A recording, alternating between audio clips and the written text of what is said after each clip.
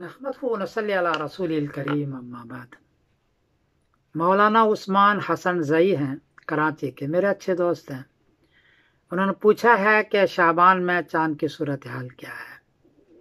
جواباً عرض ہے کہ 3 مارچ بروز جمعرات کو انڈیا میں چاند کو چاہیے ہے 9 ڈگری، برما میں چاند کو چاہیے ہے 8 ڈگری، بنگلہ دیش میں چاند کو چاہیے ہے 8 ڈگری، کراچی میں چاند کو چاہیے ہے 9 ڈگری اور پشاور میں چاند کو چاہیے 8 ڈگری۔ 9 ڈگری میں بہت مشکل سے دوربین سے نظر آتا ہے۔ یہ تو میں نہیں کہہ سکتا کہ چاند نظر نہیں آئے گا، لیکن لگتا نہیں ہے کہ نظر آئے گا، اس لیے کہ 9 ڈگری میں بہت مشکل سے نظر آتا ہے، تو وہ بھی دوربین سے، اور عمر ہے 20 گھنٹے کل، اس لیے لگتا نہیں ہے۔ 4 مارچ بروز جمعہ کو انڈیا میں چاند کو چاہیے 21 ڈگری، برما میں چاند کو چاہیے 21 ڈگری، بنگلہ دیش میں چاند کو چاہیے 20 ڈگری اور کراچی میں چاند کو چاہیے 21 ڈگری اور پشاور میں چاند کو چاہیے 20 ڈگری۔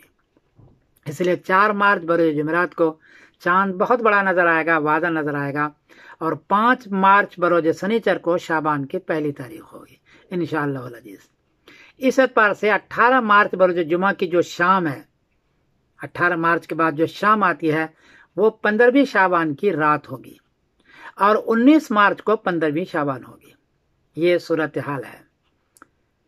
شعبان کے سلسلے میں اختلاف تو ہے، لیکن ابن ماجہ شریف کی ایک حدیث ہے، ترمذی شریف میں تو یہ بھی ہے کہ حضرت نبی کریم صلی اللہ علیہ وسلم اپنا قبرستان گئے تھے اور حضرت عائشہ بھی اس کے پیچھے گئی تھی، لیکن ابن ماجہ شریف کو اس میں حدیث ہے، اور حدیث کا نمبر ہے 1388 اور باب ہے باب ماجہ فی لیلۃ النصف من شعبان۔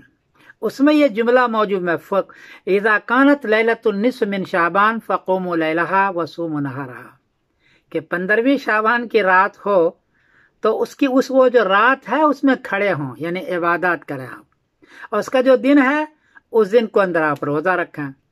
یہ ہے کہ اس دن کو روزہ رکھیں، لیکن ایک ہی حدیث اس قسم کی ہے، اس لیے بعض لوگ فرماتے ہیں کہ کمزور ہے، نہیں کرنا چاہیے، اور بعض لوگ فرماتے ہیں کہ نہیں، حدیث ہے، کو کرنا چاہے تو کر سکتا، البتہ زور نہیں ہے۔ یہ صورتحال ہے۔ میں سمیر الدین قاسمی بول رہا ہوں مانچسٹر انگلینڈ سے۔ السلام علیکم ورحمۃ اللہ وبرکاتہ۔